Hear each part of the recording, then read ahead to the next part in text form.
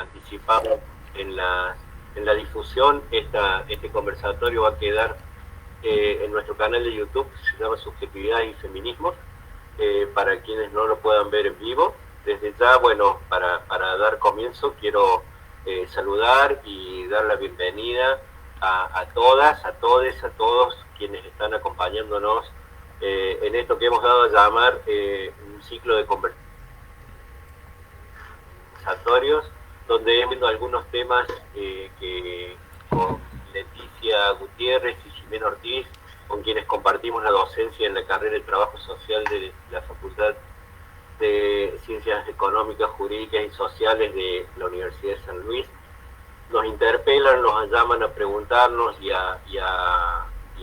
soy reiterativo en un concepto, pero me parece muy adecuado, que es a pensar conversando, como dice Segar. En ese contexto hoy tenemos un placer, un enorme placer, quien conocí personalmente en una de las primeras capacitaciones acerca de masculinidades, cuando nos preguntábamos más o menos lo mismo, quizás él antes que yo, al respecto, y bueno, fue una experiencia que todavía ahí son como esos hitos que aparecen en las trayectorias, que uno los mantiene siempre cerca y vivo. Así que bueno, Juan Carlos es médico pediatra, bueno, vos nos vas a contar, pero a mí corregime si me equivoco, ha cambiado la nomenclatura del programa, ¿no es cierto? O del lugar donde vos estás trabajando en el Ministerio de Salud de la Nación, a cargo ahora como director de Adolescencias y Juventudes del Ministerio de Salud de la Nación. Así que, bueno,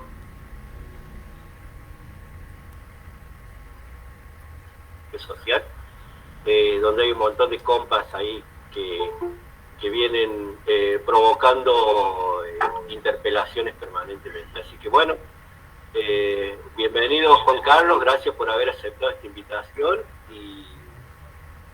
y por ayudarnos a pensar. Bueno, gracias a Ariel, Jimena, Leticia, la verdad que un gustazo compartir esta tarde con ustedes. Ahí veo también a la compañera Temis, ¿no?, de la provincia, con quienes venimos recorriendo hace bastante tiempo el camino de adolescencia. Bueno, yo soy médico pediatra, soy tucumano, vivo hace bastante tiempo en Buenos Aires.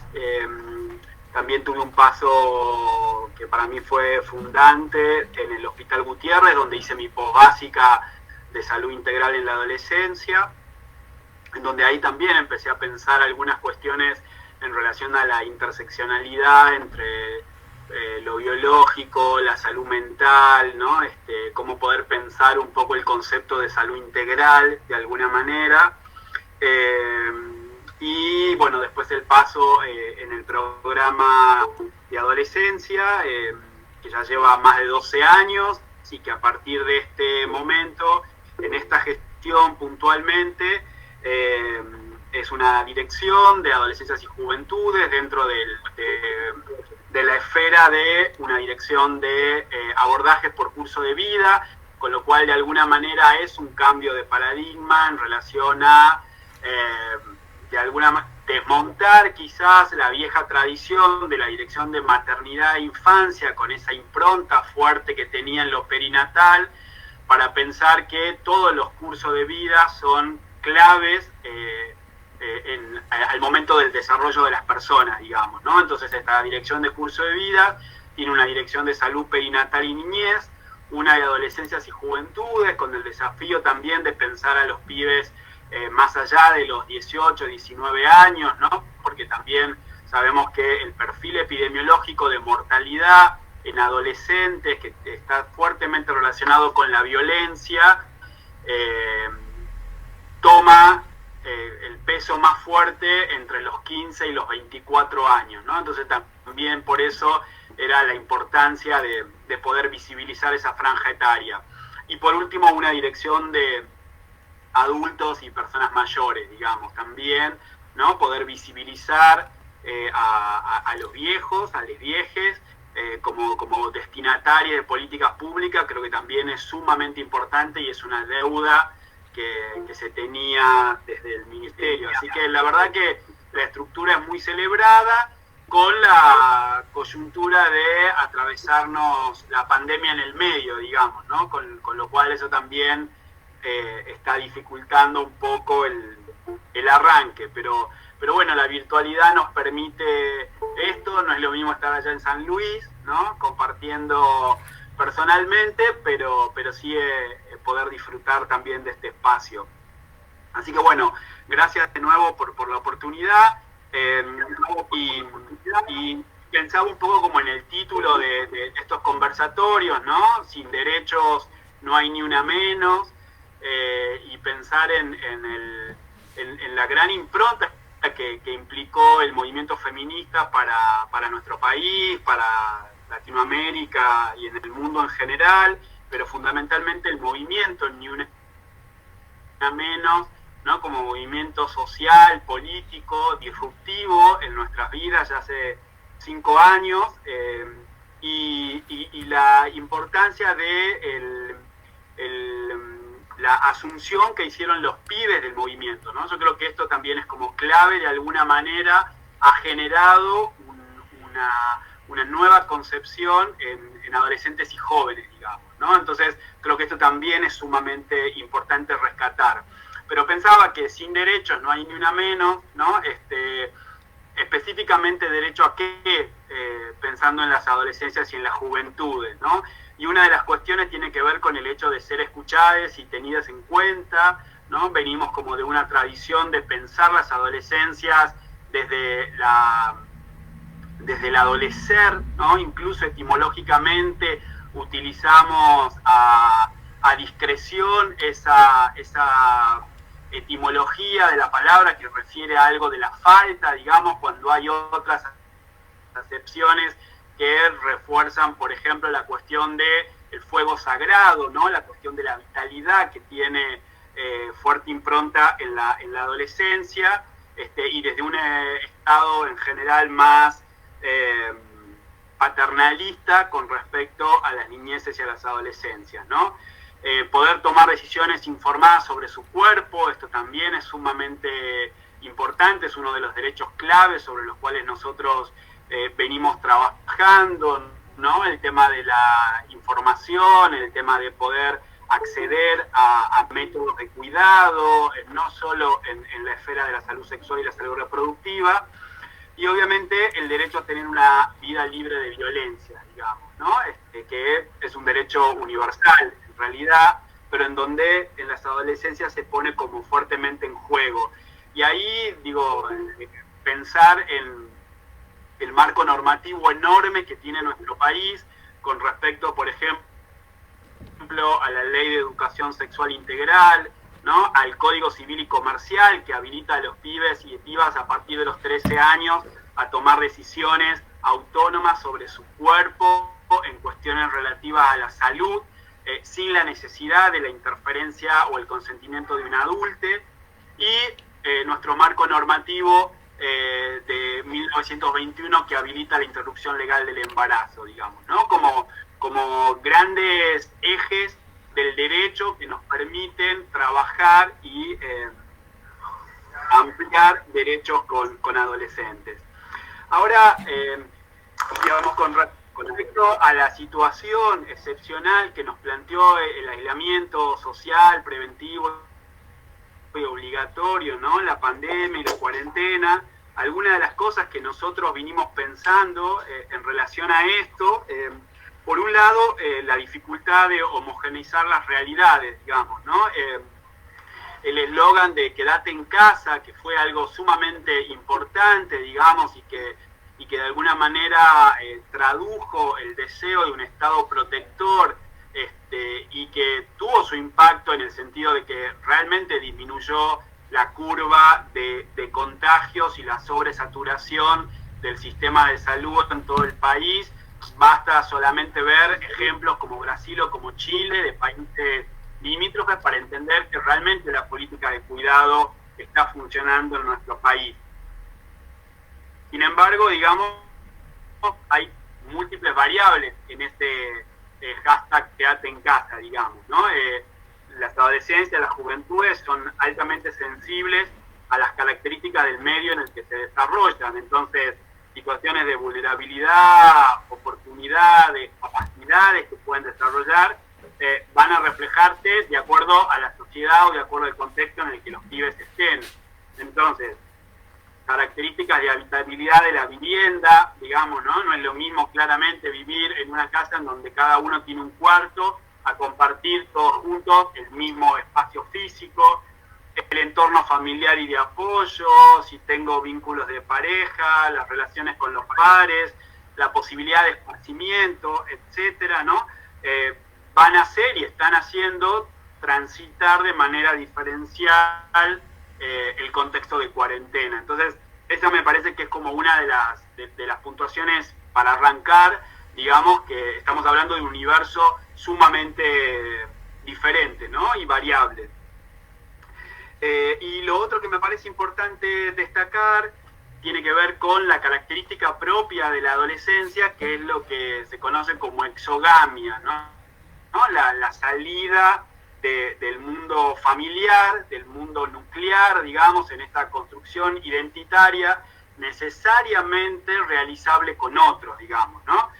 Los pibes interactúan con sus pares en la calle, en el club, en la escuela, etcétera, para construir su identidad.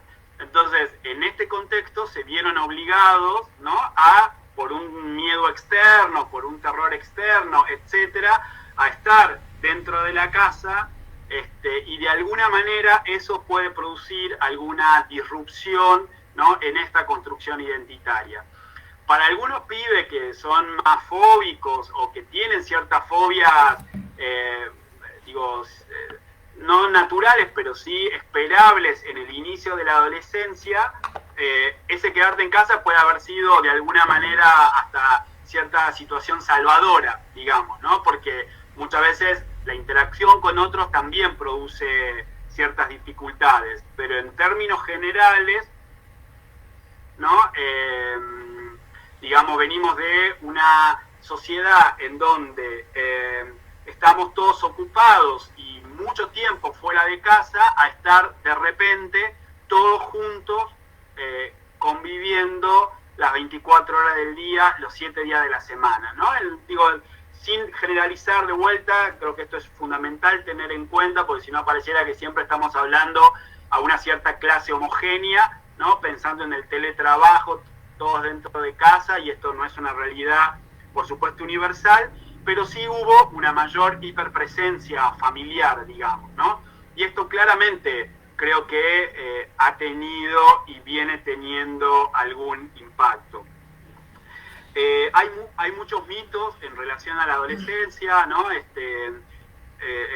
tema que se plantearon en relación a la adolescencia y la cuarentena, ¿no? De que los pibes son intolerantes, o que plantean conflictos de convivencia, o que iban a requerir una cierta organización de la vida para que funcionen, ¿no? Todo el mundo preguntaba, bueno, hay que hacerle rutinas a los pibes, es necesario, etcétera, que solamente escuchan a sus pares, ¿no? Y que no tienen interacción con otras generaciones, y que además están acostumbrados al uso de la virtualidad, con lo cual no iban a estar mal, digamos, ¿no? Esta cuestión de que son nativos digitales, dar por sentado que si un pibe tiene internet y tiene un celular, no necesita otra cosa, digamos.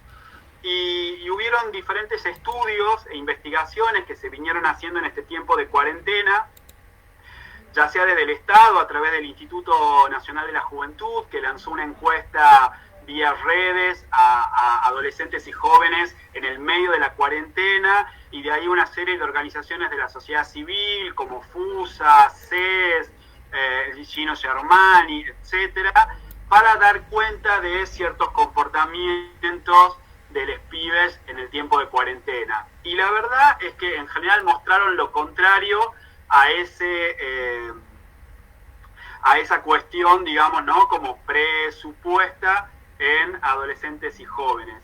y uno de los más importantes o de los más significativos tiene que ver con que los pibes en general acataron altamente la cuarentena, digamos, ¿no? Los pibes se la bancaron de alguna manera. No sé, por ahí, después será bueno escuchar también las experiencias y por ahí cómo, qué cosas fueron transitando ahí en la provincia particularmente, pero en general lo que uno vino escuchando y lo que mostraron estas encuestas es que hay un alto porcentaje de acatamiento, digamos, ¿no? Y secundario a eso, digamos, y teniendo en cuenta también estos diferentes datos, yo voy a ir como remarcando algunos puntos que me parecían importantes poner a discusión, ¿no? Y uno tiene que ver con el tema de la salud emocional como parte de la salud integral, ¿no? La salud mental de los pibes. Nosotros desde el Ministerio de Salud hemos venido reforzando fuertemente el discurso de que el aislamiento es físico, pero no emocional, ¿no? Dando cuenta de la necesidad de la interacción con los otros. Y las encuestas lo que mostraron es que la salud mental o la esfera de la salud mental es la que tuvo mayor impacto en los pibes, digamos, ¿no? Sentimientos o sensaciones, la mayoría de ellos estaban asociados con estrés, irritabilidad, enojo, incertidumbre, angustia, aburrimiento, digamos, ¿no? Y esto se veía sobre todo a mayor edad, ¿no? Había una mayor dificultad en la convivencia y los pibes marcaban como que tenían menos personas con las quienes hablar, digamos, ¿no? Es decir, como que los adolescentes más chicos, ¿no? Más temprano, encontraban cierta continencia afectiva en la familia, los pibes más grandes tenían mayores dificultades para adaptarse a ese clima familiar, digamos, ¿no? Un poco también, hay algo ahí como esperable en relación a la crisis intergeneracional que se va dando a medida que aumenta la edad en la adolescencia, digamos, ¿no? Y ahí, bueno, una de las recomendaciones fundamentales fueron la cuestión de habilitar espacios donde circule la palabra, ¿no? Poder, de alguna manera, generar momentos en donde poder expresar lo que nos viene pasando, digamos, no solo los chicos, sino también los adultos, digamos, ¿no? El ir un día por vez, digo, de alguna manera todos estamos aprendiendo, ¿no? Y hoy ya han pasado más de 100 días de cuarentena, pero sobre todo al inicio, digo, también cierta incertidumbre en relación a, bueno, a qué venía después, ¿no? Bueno, el próximo anuncio del presidente, digo, estos 15 días que se iban haciendo como un cuentagota, bastante después difíciles de llevar, ¿no? Al principio creo que fue una cuestión más liviana, de expectativa, etcétera, y creo que ahora es donde empezamos a sentir mucho más fuertemente el cansancio, digamos, ¿no? De la situación. La cuestión de habilitar y posibilitar espacios de privacidad dentro de lo que el espacio físico de la casa permita, pero esto también es clave, digamos, ¿no? Ahí hay unas compañeras de una ONG que se llama Intercambios, que laburan con el tema de drogas y reducción de riesgos y daños, y una de ellas siempre tiene una expresión que a mí me gusta mucho, que es de una presencia ausentada, digamos, ¿no? Pensando en los adultos con respecto a los adolescentes.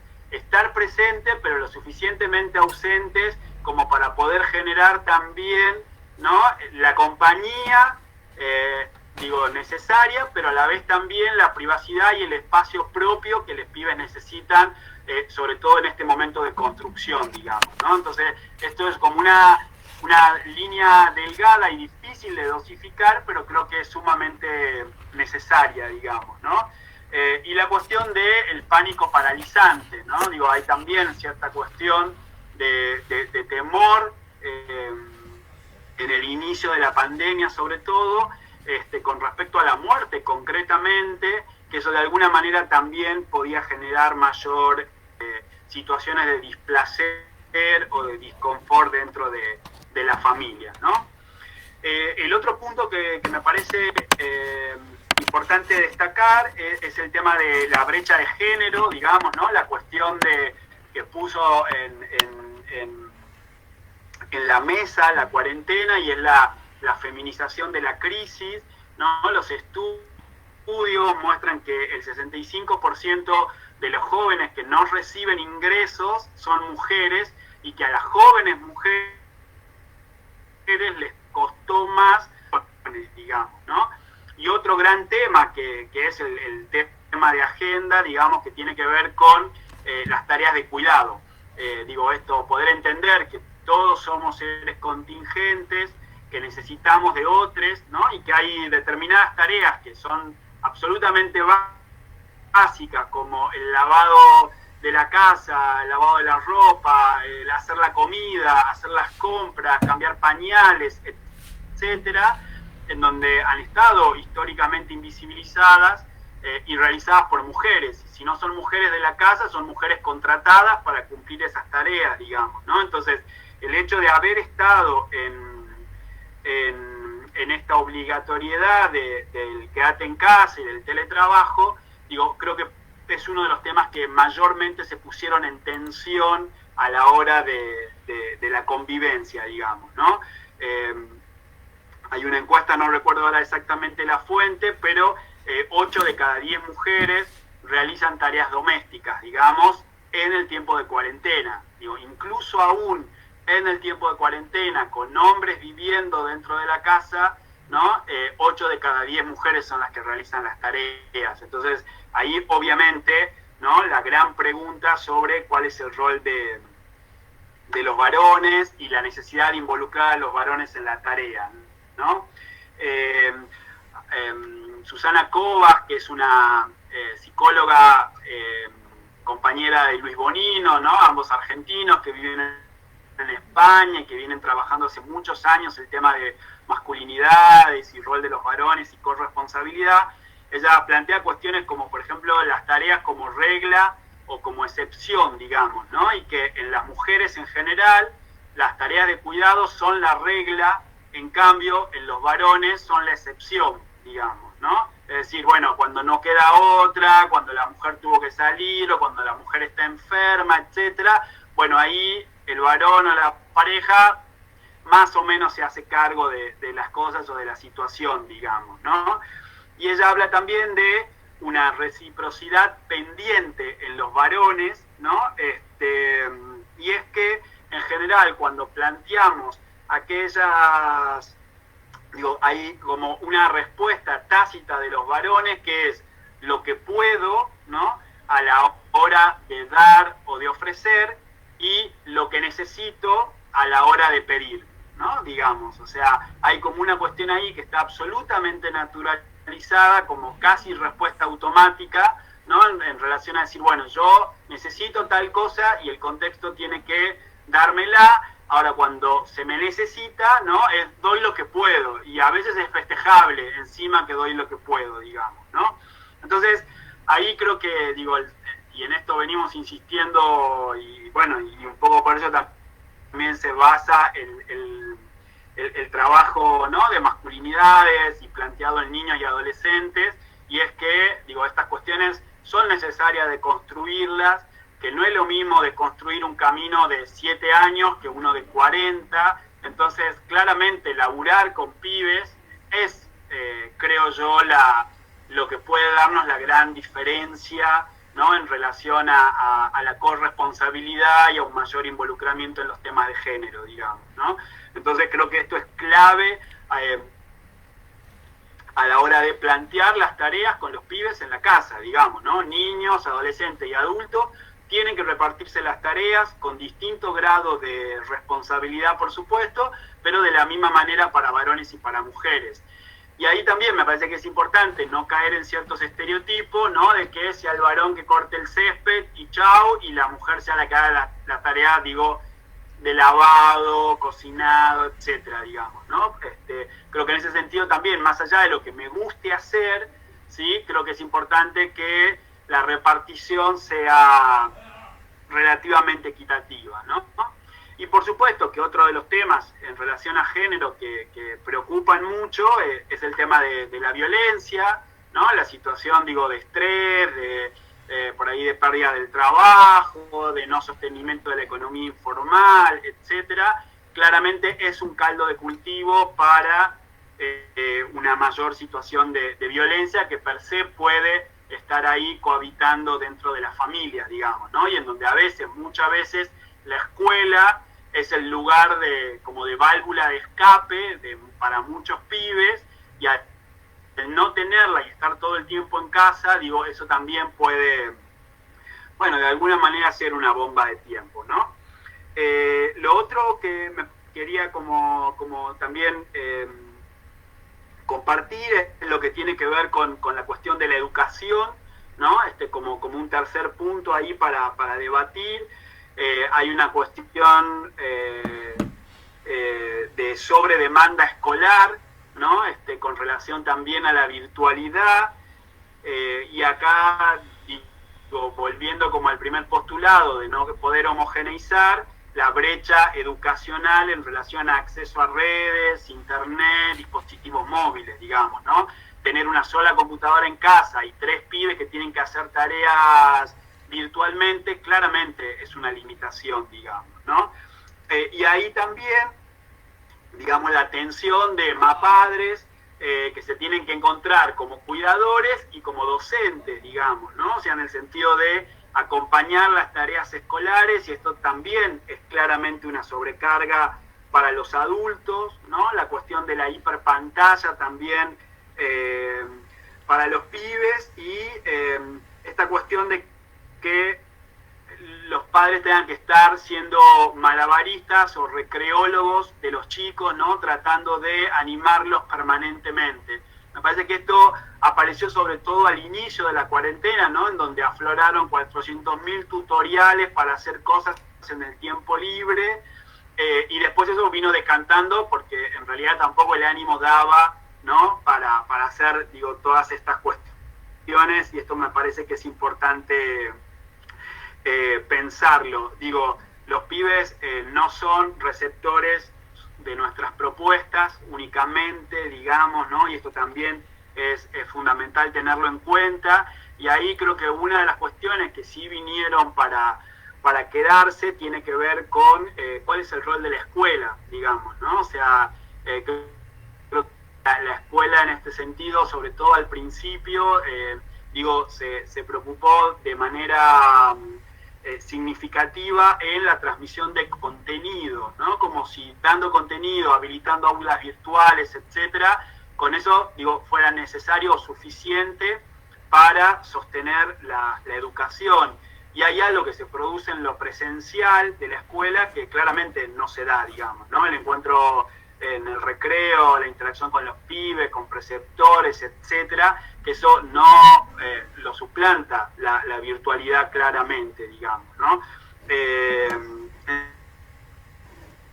Entonces, ahí me parece que hay algunas cuestiones o algunas puntas como para pensar esta disyuntiva entre el ocio improductivo y la hiperproductividad, ¿no? Vivimos en un sistema capitalista en donde todo el tiempo tenemos que, o creemos que tenemos que estar haciendo cosas porque si no estamos perdiendo el tiempo, ¿no? Esta sensación de decir, bueno, ¿y cómo vamos a recuperar en el segundo semestre cuando volvamos a clase el tiempo perdido en la cuarentena? Y creo que tendríamos que tratar como de no pensar con esa lógica, digamos, ¿no? Ha sido un tiempo y está siendo un tiempo excepcional, y me parece que de alguna manera algo tendríamos que intentar aprender en relación a esto, digamos, ¿no? Y otra cosa que obviamente preocupa desde las políticas públicas es el tema de la deserción escolar durante la cuarentena, ¿no? Precisamente también por esta brecha informática o por esta brecha de accesibilidad, pensar en escuelas rurales o semirurales en donde la conectividad, por ejemplo, no es tan buena y en donde realmente es difícil sostener el requerimiento educativo, digamos, ¿no? Entonces, esta cuestión de que no es un tiempo perdido y la dificultad de manejar el tiempo libre y la sensación de vacío por el hecho de no querer hacer nada, me parece que estas son las cuestiones que tal vez tendríamos que repensar, ¿no? Como aprendizajes de la cuarentena, digamos. Y por último, digamos, así como punteo, me parecía importante también como plantear angustiar y como cierta preocupación con respecto a la violencia institucional, digamos, ¿no? Sobre todo en algunas provincias puntualmente, Tucumán, Chaco, Chubut, Ciudad de Buenos Aires, en donde se han dado situaciones realmente preocupantes de manejo de las fuerzas de seguridad, no tanto con adolescentes, más con jóvenes, con mujeres, con adultos, con personas trans, ¿no? Entonces también ahí como en esta cuestión de cierto estado de excepción que se dio, en donde de alguna manera también es necesario pensarlo, ¿no? Y ahí digo, y ya para cerrar y abrir un poco el diálogo, ¿no?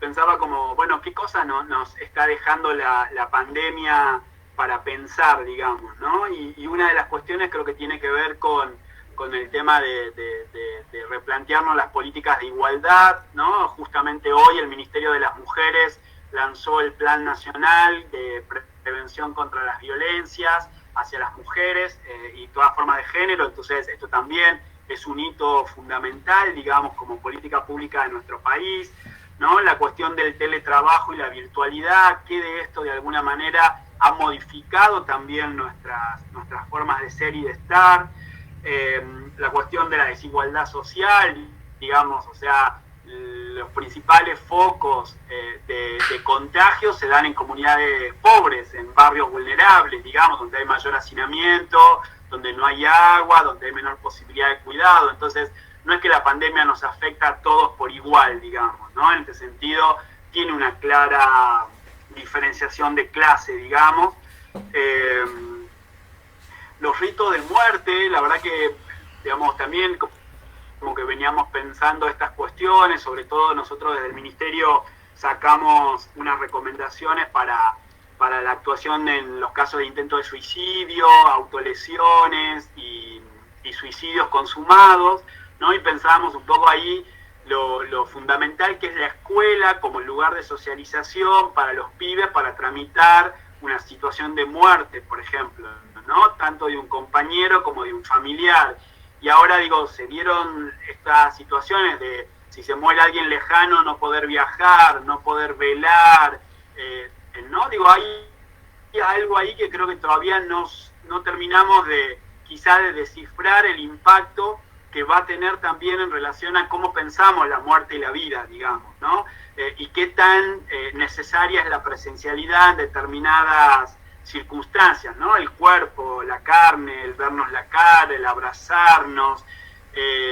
Por ahí nos preguntamos, bueno, se levanta la cuarentena, ¿saldremos todos corriendo a los bares, etcétera? La verdad que no lo sabemos, salvo los runners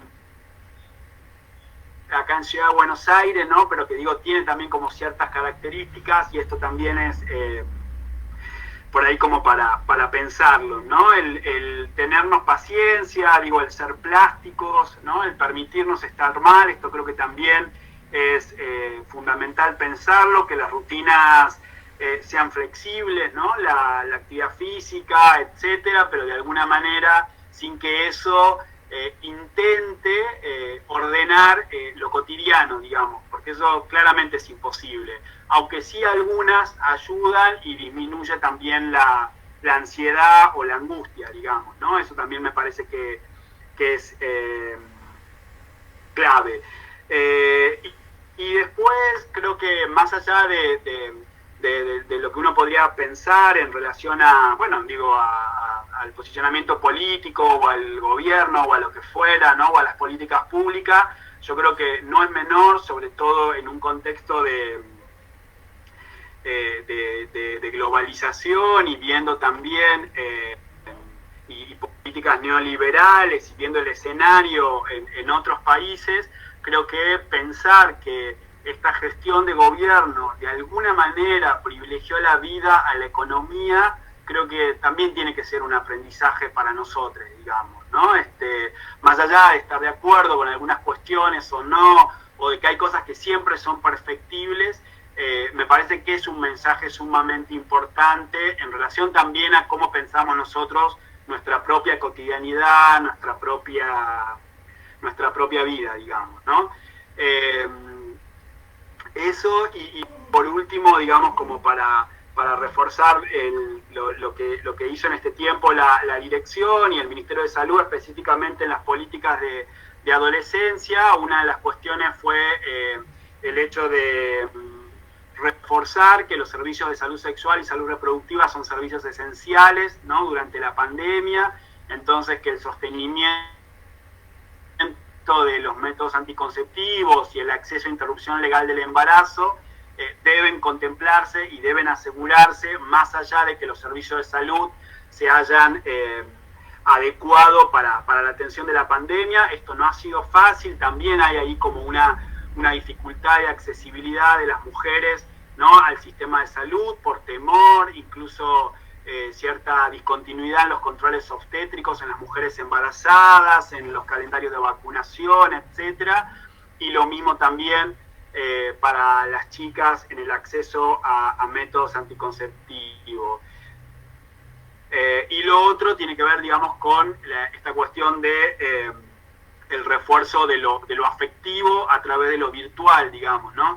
Un dispositivo en el que nosotros veníamos trabajando, que es el de asesorías en salud integral en escuelas secundarias, se sostuvieron con mucha dificultad y con mucho trabajo también territorial de los agentes en las distintas provincias, a través de formatos virtual, digamos, ¿no? Propios WhatsApp, redes sociales, etcétera, de los asesores que están ahí como acercándose a los pibes en el contexto en donde no hay escuela y en donde de alguna manera alguien tiene que escucharlos, ¿no? Entonces esto, una de las cosas que nosotros vimos, por ejemplo, con relación a los asesoramientos, es que obviamente disminuyeron a comparación de los presenciales que se hacían en la escuela, pero sí aumentaron los casos graves, digamos, ¿no? Como casos de abuso o casos de violencia intrafamiliar, en donde, digo, claramente esto también, pone en tensión lo que está pasando en las distintas familias, ¿no? Bueno, eso me parece que como para arrancar o como para disparar ahí y bueno, y si les parece abrimos un poco el diálogo. Sí, bueno, me has dejado un montón de puntas, Juan, así que la idea es poder abrir la participación. Yo tengo un montón de preguntas para hacerte, producto de lo que uno viene trabajando y además de lo que vos acabas de relatar, pero bueno, digo, si alguien tiene alguna consulta, algún comentario, alguna pregunta por hacer, por vía chat, o nos pide la palabra por vía chat y abrimos el micrófono para poder comunicarnos. A mí me quedé pensando en algunas cosas, inauguro la pregunta como para romper el hielo. Me quedé pensando en esto de que vos bien hacer referencia y que viene siendo una constante en los conversatorios, como la pandemia develó, digamos, la situación de excepción develó las desigualdades que ya veníamos transitando, pero las hizo como muy extremas y etcétera, y que el desafío es compensar qué hacemos con esto en el proceso o durante, y qué hacemos después, o cómo nos acomodamos para lo que viene. Pero fundamentalmente venimos trabajando desde ESI una categoría o una idea que nos viene interpelando desde hace un tiempo, que es la idea del consentimiento, ¿no? Esto de poder pasar de como dice también Segato por ahí, de una pedagogía de la crueldad a una pedagogía del consentimiento y la decisión. ¿Qué tenés pensado? ¿Qué has podido observar con respecto a el escenario de las violencias, pero además en el trato de lo cotidiano, en la conformación de relaciones que tengan que ver con los sexos afectivos, pero también con lo social, no necesariamente desde el punto de vista de pareja, noviazgos o etcétera? Sí, bueno, me parece que es como uno de los puntos claves como para trabajar con los pibes, y en esto, en el tema de las relaciones sexoafectivas, digamos, ¿no? Una cuestión que, por ejemplo, también se puso en discusión durante la pandemia era el tema del sexo virtual, por ejemplo, digamos, ¿no? La cuestión del sexting, digamos, y digo, ante la dificultad de poder tener encuentros presenciales, por ejemplo, ¿no? Y algo en lo que por ahí, bueno, digo, incluso en las mismas recomendaciones generales que se elaboraron con respecto al sexting, no se puso tanto énfasis en el tema del consentimiento, digamos, ¿no? Y esto creo que es algo también fundamental a la hora de pensarlo como posibilidad con los pibes. Creo que la cuestión de esto que veníamos hablando del ni una menos y después el Me Too y el no es no, ¿no? Digamos como hitos así, digo, sociales, de disputa, sobre todo traído por el colectivo de mujeres, ha cambiado las relaciones entre los géneros, digamos, ¿no? Entonces, creo que el consentimiento es el gran tema de este momento, digo, lo que pasó el año pasado y el anteaño pasado con los scratches en las escuelas secundarias, ¿no? Es un claro síntoma de estas cuestiones que anteriormente estaban de alguna manera permitidas, ¿no? O naturalizadas, o no cuestionadas, y que de alguna manera las pibas marcaron ahí como un límite claro, digamos, ¿no? Entonces creo que este es uno de los temas, bueno, Débora Tájer también lo trae permanentemente, ¿no? Como diciendo que es como el tema, digamos, en las relaciones, así como está el preservativo, está el tema del consentimiento, digamos, ¿no? Como la necesidad de erotizar incluso el consentimiento también en la cuestión de los vínculos. Y ahí el aprendizaje que como varones también necesitamos en relación a esto, digo, no estamos acostumbrados a que nos digan no, y muchas veces incluso el no lo decodificamos como, bueno, en el fondo me está diciendo que sí, digamos, ¿no? Y no es no, digo, claramente ha puesto ahí como un límite, y creo que de alguna manera también configuró nuevos modos de relacionamiento, ¿no? Creo que esto es clave.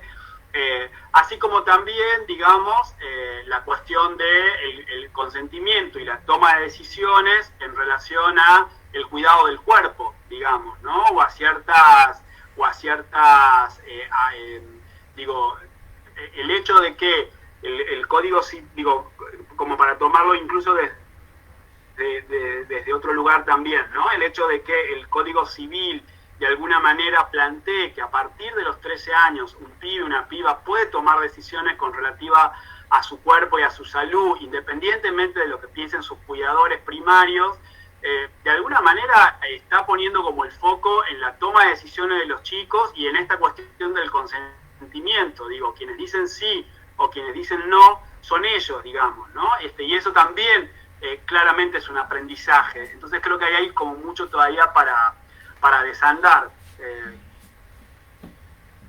Bien, creo que teníamos en el chat una solicitud de intervención, Natalie como no sé dónde va la hacer. Hola, ¿se escucha? Sí, ahí sí te escuchamos, sí. Bueno,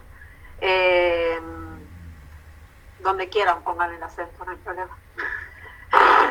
Soy trabajadora social, trabajo en el Consejo de Derechos de Niños, Niñas y Adolescentes, en específico con trabajo infantil, pero bueno, la temática me parecía interesante. Y bueno, y ahora en cuarentena hay que aprovechar todo lo que se plantea. Creo que algo de lo que podemos sacar como positivo es todas estas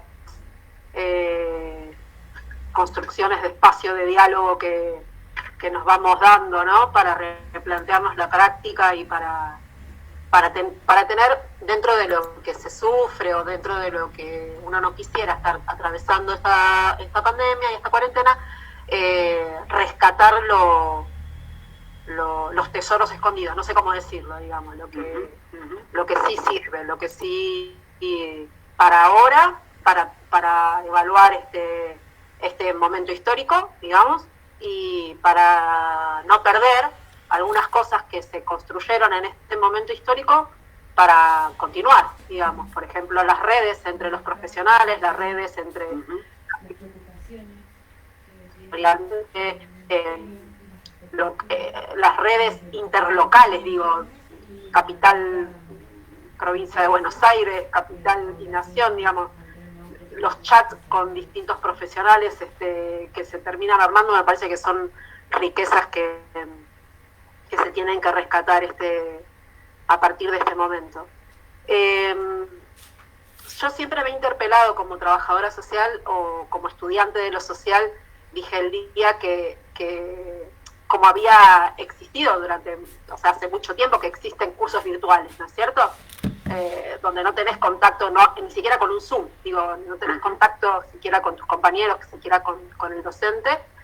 Dije, no, el día que la carrera de trabajo social se haga virtual, deja de ser trabajo social, digamos, o sea, la comunicación con el otro, con la persona del otro, con su mirada, con sus gestos, con el lenguaje no verbal, con lo que me está transmitiendo, con sus actitudes, es una construcción desde en nuestra intervención, digamos, vuelvo a decir, son herramientas que hay que tener en cuenta, digamos, y bueno, y ahora hubo que plantearse otro tipo de intervención, ¿no? Esto del teléfono full, de la virtualidad en casa, no dejo de querer expresar que yo estoy usando mi computadora, en mi trabajo, ¿no? Bueno, como todos, ¿no? No me dieron una computadora, no me dieron un celular, yo trabajo con mi Wi-Fi, con mis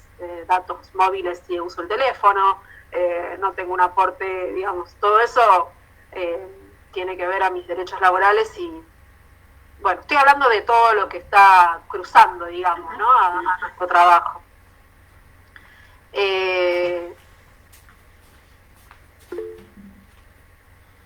De todas maneras, por ejemplo, en mi trabajo, como yo trabajo atendiendo a personas que estarían trabajando en la calle con sus niños o simplemente sus niños acompañando a los adultos en alguna actividad que les produzca algún ingreso, claramente cuando comenzó la cuarentena tuvimos guardias de 2 compañeros por día hasta que se decretó por el presidente la cuarentena definitiva y nos quedamos en casa haciendo el teletrabajo, digamos, ¿no?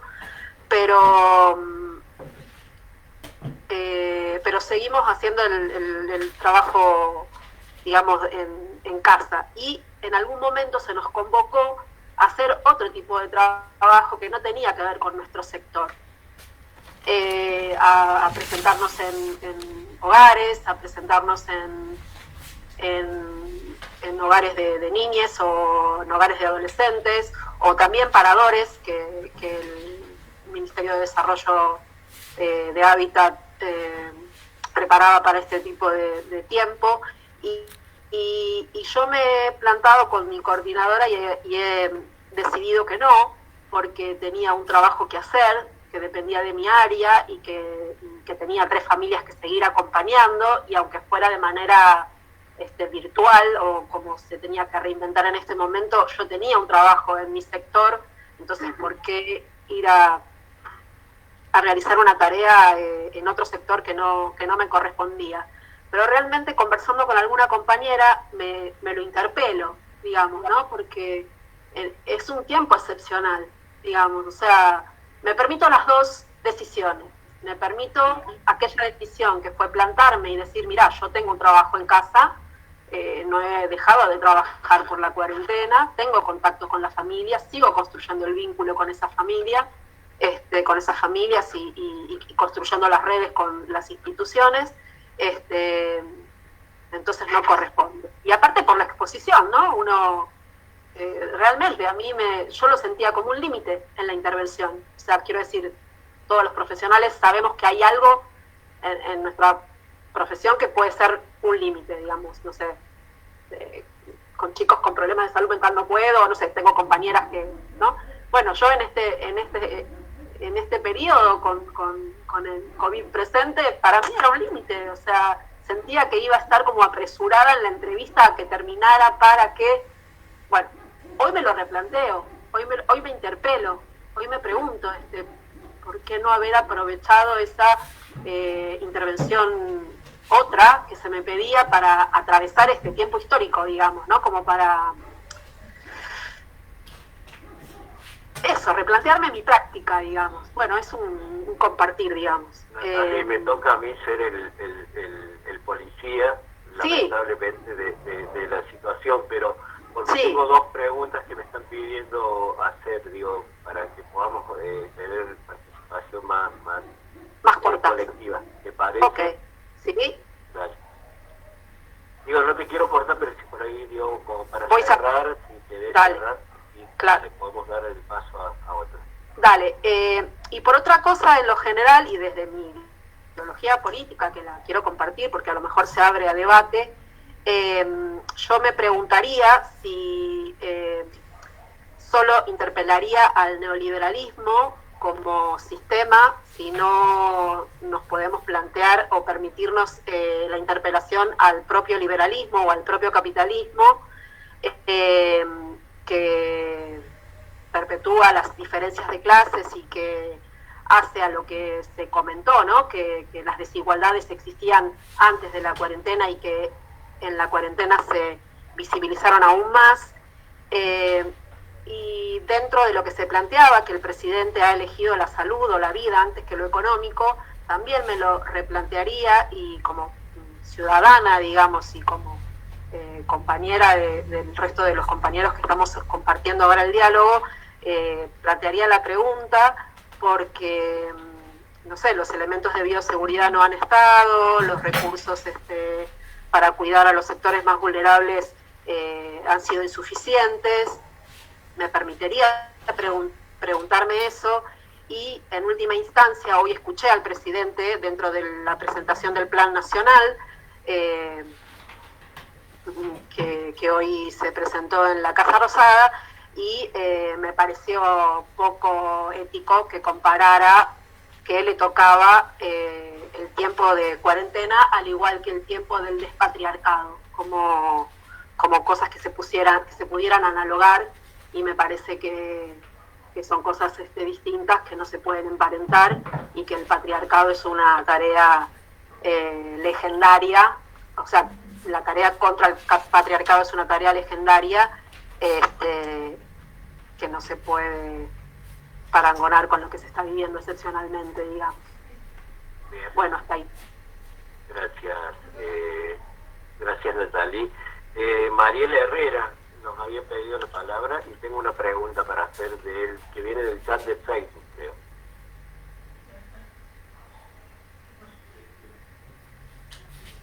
Mariela. Hola, sí, ¿me escuchan? Sí. Bueno, ¿qué tal? Yo soy Mariela, soy trabajadora social en la provincia del Chaco y trabajo como asesora de salud integral en el Planeña. Justamente que comentaba Juan sobre la encuesta que se hizo desde el plan, desde el ministerio, la verdad que no escuché bien desde dónde era, pero recuerdo que nos llegó la síntesis, el análisis. Quería comentar que, bueno, nosotros estamos buscando, como él dijo, muchas estrategias para poder llegar a los y las adolescentes en este contexto. Y una de ellas fue, después de casi llegando a los 90 días, decidimos con un grupo de asesores hacer una encuesta vía Google para conocer cómo se sentían los adolescentes en esta instancia, el sentir y el pensar sobre todo. O sea, queríamos saber en el momento de la encuesta qué sentimiento tenían y con quiénes hablaban, de lo que les pasaba, qué temas les interesaba por ahí para que nosotros podamos abordar, llegar a trabajar, porque estamos trabajando por ahí muchos derechos, métodos, sino por ahí conocer un poco más. Y la verdad que fue muy interesante los datos que pudimos recabar. Hicimos 180 encuestas y lo que nos llamó la atención es el 40% de los adolescentes sienten esto entre miedo, tristeza, angustia, desmotivación. Y a la hora de preguntarles con quién hablaban de ese sentimiento, también hay casi un 40% que no habla con nadie, o con los amigos y amigas. Entonces, era una de las cosas que quería yo preguntarle a Juan, si ellos están pensando en algún tipo de estrategia de cómo llegamos a este grupo de adolescentes con el tema de cómo llegar, porque tenemos que llegar a través de los WhatsApp o a través de internet, de las páginas, y que también sabemos que llegar con ellos con algunas propuestas es ser dinámicos, es buscar acciones que no los aburran, que no sean cosas para leer, que sea algo medio corto. Entonces, estamos en ese proceso ahora de poder encontrar alguna estrategia, porque después, bueno, y otro de los temas que salió mucho también fue que les interesa el tema de alimentación, y que no era por ahí algo que veníamos trabajando con Elenia mucho, o sea, no hacíamos mucho hincapié en esto. Entonces el tema de alimentación también por ahí, ¿sí? Nosotros hemos hecho muchas estrategias, desde videos, power, síntesis, hasta pasapalabras, qué sé yo, de todo hemos hecho con el tema de educación sexual integral, ¿no? Pero por ahí estos temas como el tema de las angustias o de los sentimientos, y entre los temas que les interesaba, lo que marcaron mucho fue emociones adolescentes también. O sea, emociones adolescentes, alimentación y su estado de ánimo, que fue lo que más nos marcó. También, bueno, extrañan entre la escuela, los amigos y hacer deportes, algo que extrañan mucho también. Si bien es una muestra, pero que qué sé yo, nos posiciona un poco como asesores para decir, bueno, el camino por ahí es por el otro lado también, además de lo que veníamos trabajando en este contexto, que está sacando, como decía Juan, otros temas, ¿no? Entonces, por ahí saber si podemos buscar en algún lugar, o si ellos lo están pensando por ahí como estas temáticas de qué manera podemos llegar. Porque nosotros también tenemos en algunas escuelas las barreras que son a veces los equipos docentes, ¿no? Que no hacen que circule la información que mandamos, entonces nosotros mandamos, sí, usamos centros de estudiantes o algunos chicos o chicas que ya teníamos contacto por algún tipo de asesoría. Así que bueno, eso era comentarle un poco esto y que bueno, estamos todo el tiempo buscando estrategias para trabajar con adolescentes. Gracias. Gracias, Mariela. Juan, no sé si querés referirte un poquito a lo que plantea Mariela. Dale. Tengo dos preguntas más. Dale, por un lado, retomando lo que decía Natalie, digamos, yo creo que es importante, digo, esto que planteabas en relación a la disposición del recurso humano, digamos, ¿no? La cuestión de esto del teletrabajo también ha hecho que en muchas instancias, digo, haya como una redistribución de las tareas y demás, y creo que, digo, me dejaste pensando, porque es un tema en relación a decir, bueno, yo tengo una tarea particular, ¿no? Y que la puedo seguir haciendo y la puedo seguir sosteniendo, pero por otro lado también este es un tiempo excepcional y quizás hay otras cuestiones que se pueden llegar también a aprender, y ahí me parece que hay como una línea delgada y habría que ver, ¿no? Lo que pasa es que también tampoco sabemos cuánto más va a llevar este tiempo, entonces en ese sentido creo que es complejo igual. Y con respecto a lo de la cuestión de la economía, por supuesto, digamos, o sea, claramente que esto, digo, es mucho anterior a la pandemia. Es real que hay, digo, hubo como muchas dificultades o hay un déficit importante en el sistema de salud, pero también creo que es importante pensar que la pandemia empezó cuando llevábamos 2 o 3 meses de 4 años en donde ni siquiera había Ministerio de Salud. Entonces, digo, en ese sentido también la reorganización no es sencilla. Y sí no comparto, digamos, con el presidente, o en esto en relación, digo, sí creo lo que vos decís en este punto de que, digo, porque haya un plan de acción para eliminar la violencia contra las mujeres y la violencia de género, estamos tirando el patriarcado. Claramente eso no es así, digamos, ¿no? El patriarcado es una estructura de poder antiquísima y que va mucho más allá pensar que con una política pública específica el patriarcado se va a caer. Pero sí creo que, hay como cuestiones o acciones simbólicas y concretas que, que van haciendo que al menos se mueva de alguna manera, digamos, ¿no? Hay grandes deudas, la situación que están atravesando las compañeras trans y travestis en Ciudad de Buenos Aires o en las grandes ciudades en relación a no accesibilidad al trabajo, no tener lugar donde estar viviendo, cuestiones, estamos en pleno invierno, cuestiones básicas de abrigo y comida que no están siendo cubiertas, y esto también es una cuestión sumamente preocupante, no quise romantizar la idea de la vida versus la economía, pero sí, creo que hay una cuestión ahí como importante también de mensaje que me parece que es necesario rescatar. Y con respecto a Mariela, sé el trabajo que vienen haciendo en Chaco. Chaco es una de las provincias con mayores dificultades también en relación al contexto de pandemia, tienen grande cantidad de contagios, toda la situación también de represión policial y el abuso policial en las comunidades COM, por ejemplo. Chaco es una provincia que tuvo 9 suicidios de adolescentes y jóvenes en el pueblo, en la comunidad Toba. Entonces hay como una complejidad aumentada, pero en ese sentido, con respecto a la inquietud de Mariela, creo que es importante por ahí preguntarle a los pibes, ¿no? Esto que hicieron con respecto a la encuesta y ver por dónde van sus necesidades, creo que es el primer paso para generar, de alguna manera, algún espacio de intercambio y que los mismos pibes planteen alternativas a la cuarentena.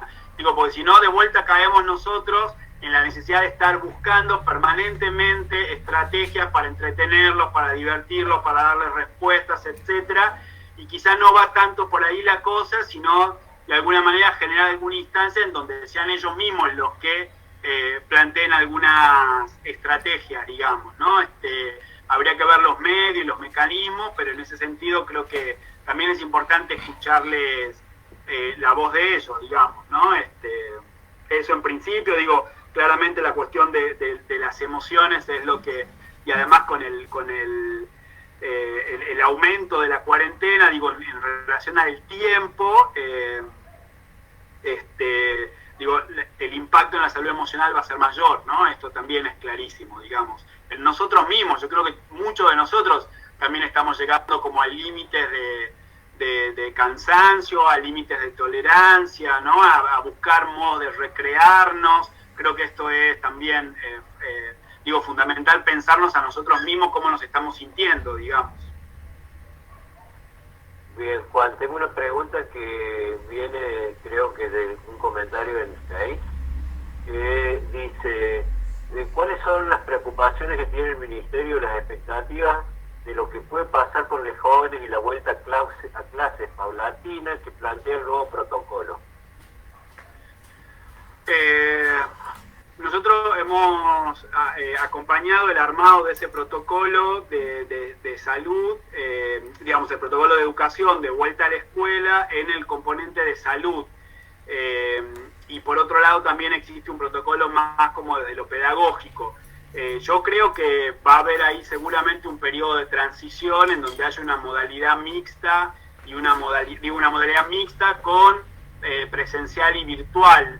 Por lo menos la experiencia en los países o en otros países es que ante una vuelta masiva a la escuela hubo rebrote y nuevos contagios y nuevos casos, con lo cual creo que ahí se va a estar ensayando en darle prioridad, por ejemplo, a los cursos clave como el último año de primaria o el último año de secundaria, para que los pibes no pierdan también la posibilidad de cerrar un ciclo con sus compañeros, dar turnos para determinadas edades y demás, como para que no haya aglomeramiento. Ahí se ensayaron distintos modelos, como modelos burbuja, digamos, en donde hayan 3 o 4 pibes, en determinado espacio geográfico de las aulas.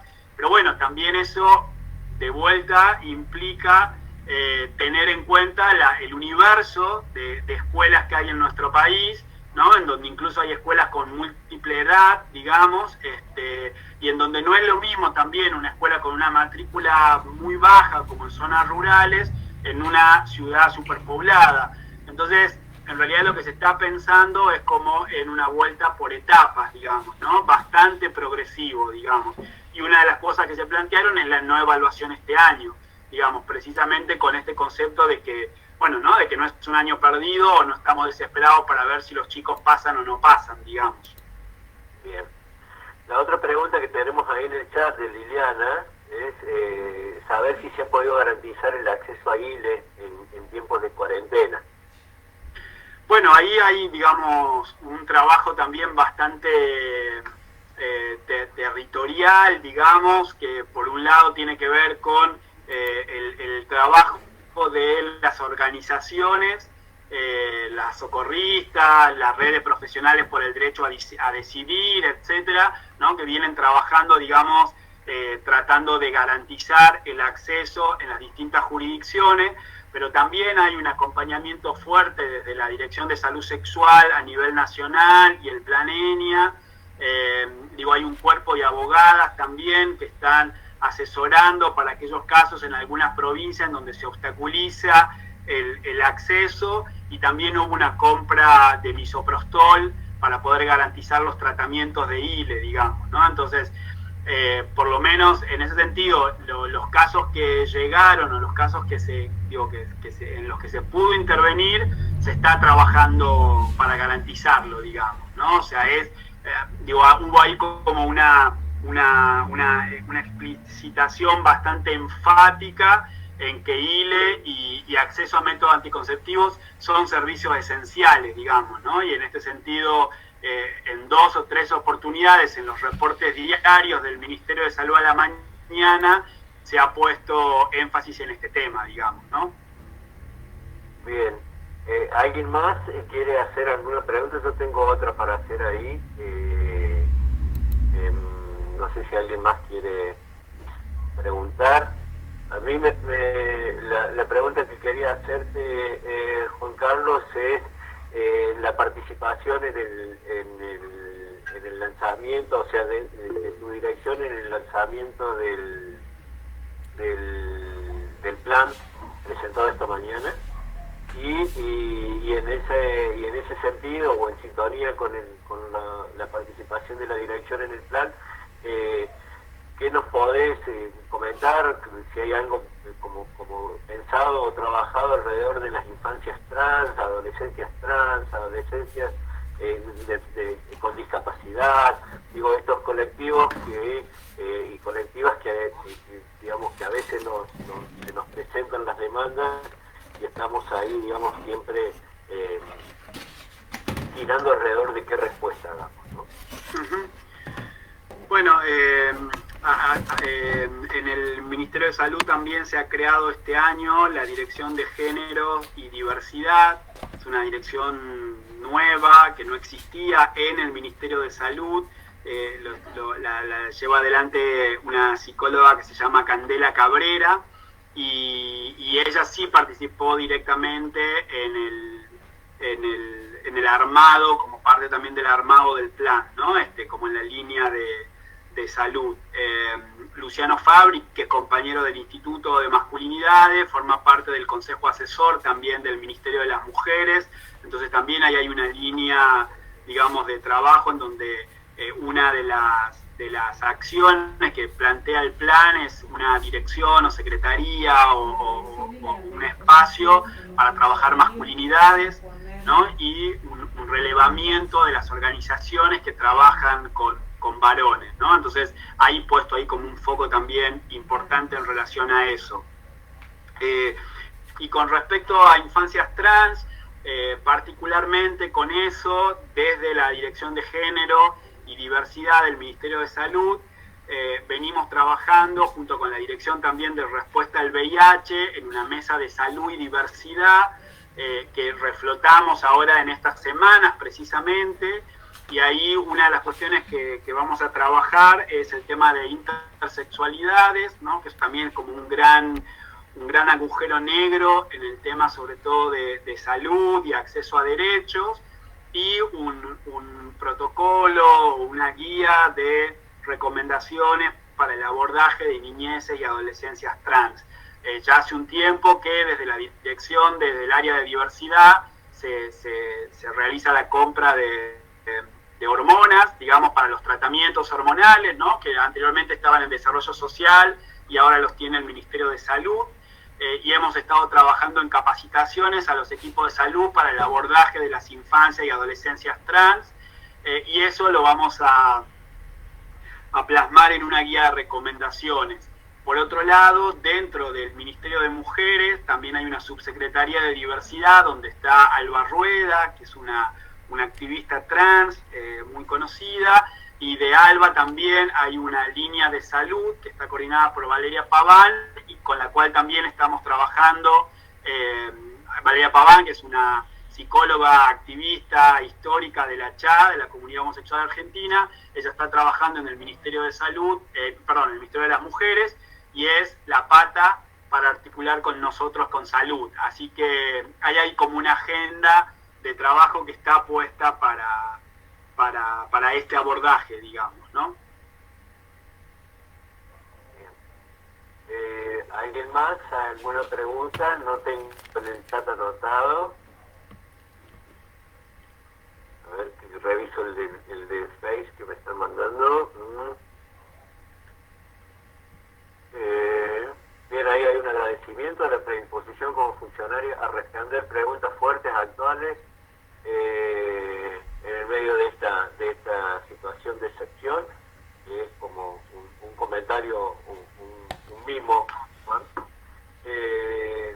Así que digo, no sé si alguien más tiene alguna pregunta, si no, ¿no? ¿Algún comentario? Bien, bueno, entonces, otra de las cosas que me quedaban a mí dando vuelta y pensando siempre ya más relacionado con el tema de masculinidades, en parte lo respondiste recién a partir de la creación de ese dispositivo, esa área de masculinidades en el Ministerio de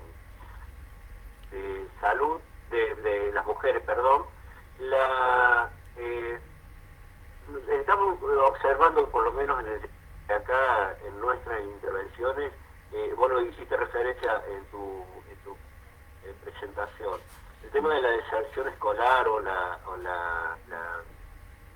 digamos, los problemas de mantenimiento del sistema educativo de adolescencias, y observamos como un problema las alternativas las alternativas formales de los ministerios de educación para la reinclusión o el sostenimiento del sistema educativo. ¿Hay algo pensado, hay algo mirado con respecto? Acá, por ejemplo, se pusieron en funcionamiento en algún momento en la provincia de San Luis escuelas digitales con una presencialidad más acotada, y también con una impronta pensada en términos de la virtualidad, ¿no? Eso, digamos, aparece como una alternativa posible. La verdad que no lo sé, digamos, específicamente, por lo menos desde mi campo. Sí, por ahí puedo contarles que esta semana, el martes, tuvimos una reunión con Marisa Graham, que es la flamante defensora de niños, niñas y adolescentes, en el país, ¿no? Que es como la vieja deuda que había cuando se elaboró la ley 26061. Y una de las cuestiones que planteamos como preocupación, y que incluso lo planteó ella, es precisamente el tema de la deserción escolar en la secundaria, digamos, ¿no? Y más en este contexto de pandemia, en donde precisamente por la cuestión de la virtualidad dificulta el hecho del sostenimiento de la educación.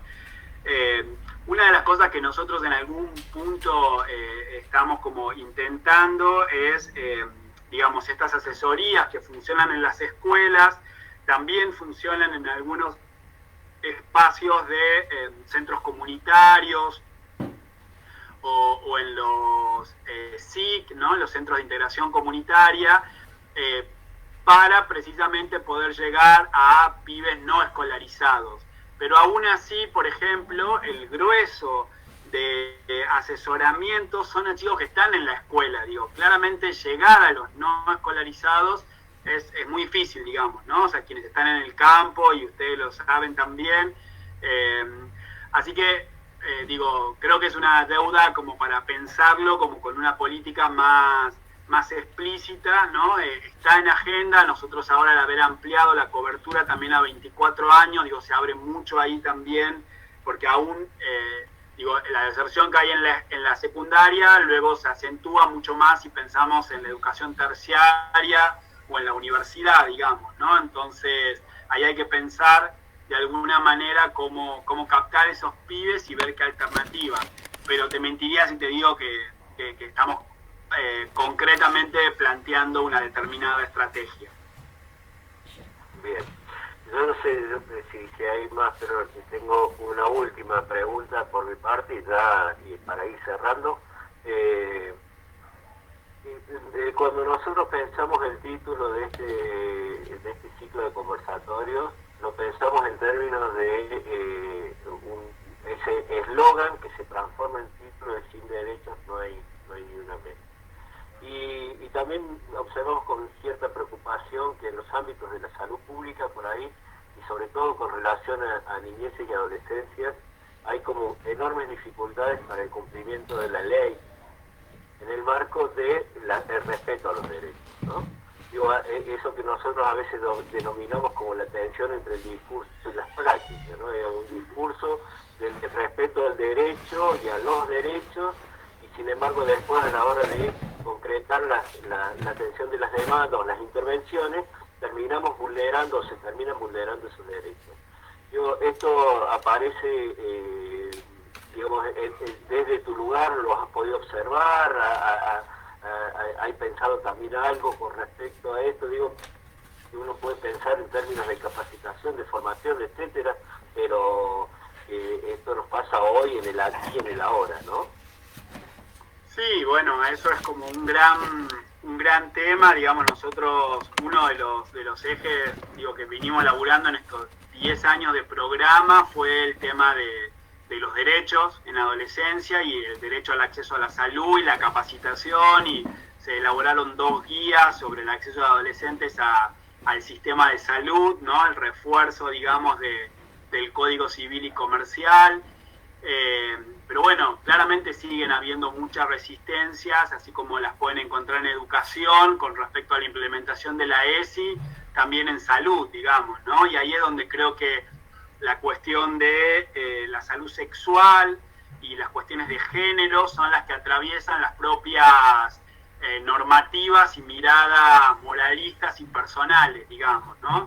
Y esas impregnan nuestras prácticas, digamos, mucho más que cualquier otra cuestión. Digo, nadie cuestiona un postulado matemático, digamos, pero la cuestión de la ESI y diversidad, digo, cada uno opina lo que piensa, digamos, ¿no? Aunque eso sea una ley, sea un contenido explícito. Con salud pasa exactamente lo mismo, digamos. Esto siempre digo, para diagnosticar y tratar una neumonía, si yo tengo un algoritmo, no hay dudas. Ahora, si es una cuestión de diversidad sexual, si es una cuestión de uso o no uso de preservativo, o si tiene que ver con una interrupción legal del embarazo, ahí es donde yo vuelvo a cuestionar, ¿no? Lo que dice la ley. Y la ley es clara, digo, y hay normativa. Nosotros el año pasado sacamos la hoja de ruta para la atención de niñas y adolescentes menores de 15 años embarazadas, ¿no? Porque digo, ahí hay una cuestión que es fundamental, que es, independientemente de si hubo o no consentimiento para esa relación sexual, es comprobado científicamente por la evidencia a nivel mundial que un embarazo en una niña de 10 a 14 años tiene 2 y hasta 4 veces más riesgos que en una adolescente de 15 a 20. Entonces, el causal salud para ILE habilita también para una chica de 14 años, aunque haya consentido esa relación sexual, digamos, ¿no?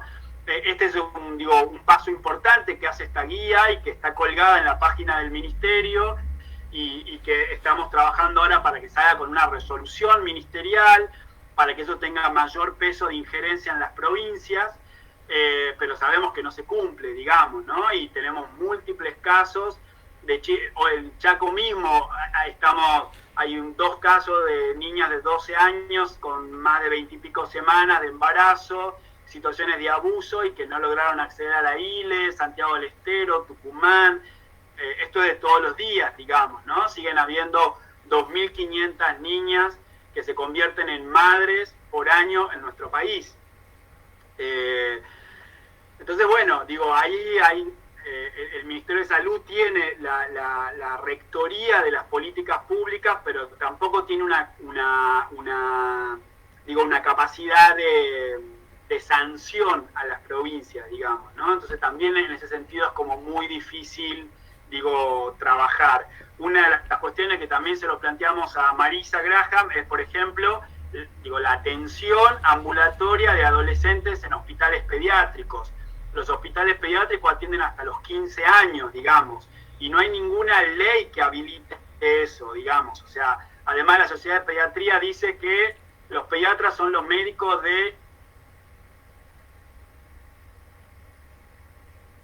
pediátricos deberían atender hasta los 18 años. Eso no pasa en ninguna parte del país.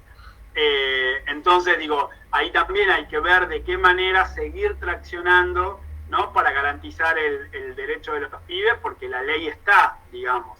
Pero bueno, sabemos que por ahí los cambios sociales van mucho después o por detrás del marco normativo, digamos, ¿no? Nuestro país tiene un marco normativo sumamente amplio, pero sin embargo, hasta el día de hoy todavía cuesta que todos los efectores lo pongan en práctica, digamos, ¿no? Pero bueno, seguimos ahí. Agenda, ¿no? ¿Cómo? Sí. Que sigue siendo como esa agenda ahí que nos mantiene alertas y pendientes. Lo que es importante por ahí es como generar esta interseccionalidad, digamos, ¿no? Si educación va con un mismo mensaje, si salud va con un mismo mensaje, si seguridad tiene un mismo mensaje, desarrollo social, bueno, de a poco, ¿no? Hay que ir como armando estas redes para que si falla en un punto del sistema, podamos tener otro, ¿no? Que termine, dando la respuesta adecuada. Entonces, por esto me parece que la capacitación y el armar mesas intersectoriales y trabajar con las redes de la sociedad civil, me parece que es clave. Y retomando, como para cerrar, lo que le decía a Mariela, creo que es fundamental incorporar a los pibes, digamos, ¿no? O sea, tenemos que trabajar más con las organizaciones de pibes, con los centros de estudiantes, ver por dónde va también las necesidades de ellos y qué alternativas ellos nos plantean a nosotros, porque no siempre tendremos nosotros la respuesta, digamos, ¿no? Y ahí es donde tiene que haber también una cuestión de construcción más colectiva, aunque sea difícil, por supuesto, ¿no? O sea, totalmente. Bueno, Juan Carlos, hemos abusado de tu generosidad, habíamos pasado un poquito menos de tiempo. Así que desde ya te agradecemos muchísimo la participación. Reitero el agradecimiento que te hice en el Face, la de aceptar inmediatamente la propuesta, porque siempre es interesante charlar con vos y escucharte y escuchar tus participaciones. Así que retomo lo del agradecimiento de hace un rato de la compañera de responder, que eso como funcionario es muy valioso. No sé, Jiménez, ¿querés decir algo?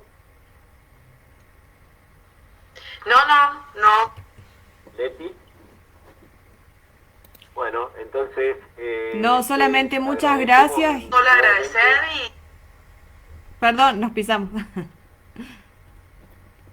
Solamente agradecerte y reafirmar la idea de que como funcionario es muy valioso y valiente, ¿no? Responder preguntas fuertes en medio de... Dale. Bueno, sí, en el medio del hacer, No, nada se más. escucha, se escucha. En el medio de tu hacer. Muchas gracias, Muchas Leticia. gracias, Juan Carlos. Gracias, un placer. Bueno. Bueno, hay muchos mensajes de agradecimiento, gracias. Ariel, en el chat. Muy bueno, Sí. muchas gracias. Ah, bueno, para que los leyeran. Sí, así que eso reconforta y nos invita a seguir. Así que me tomo un segundo para un chivo. El próximo martes a las 3 de la tarde tenemos el quinto encuentro, donde vamos a estar compartiendo la charla es un poco más específica del trabajo social, pero invitamos a quienes quieran participar.